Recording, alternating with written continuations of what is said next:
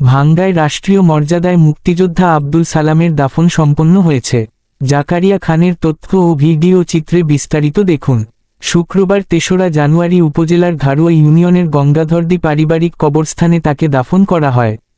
এর আগে গঙ্গাধরদী গুচ্ছুগ্রাম মাঠে তার নামাজের জানাজা অনুষ্ঠিত হয়। মুক্তিযোদ্ধা আব্দুল সালামের দাফনের আগে ভাঙ্গা থানার পুলিশের একটি চৌকস দল গার্ড অব অনার প্রদান করেন।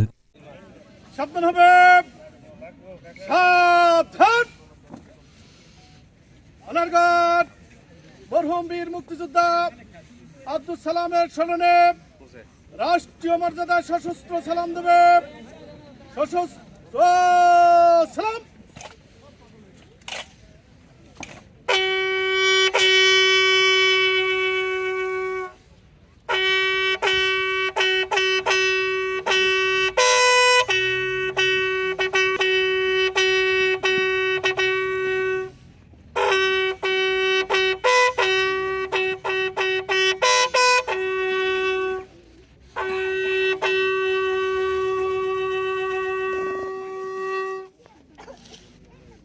Honor guard! Raise to on your arms. Reverse.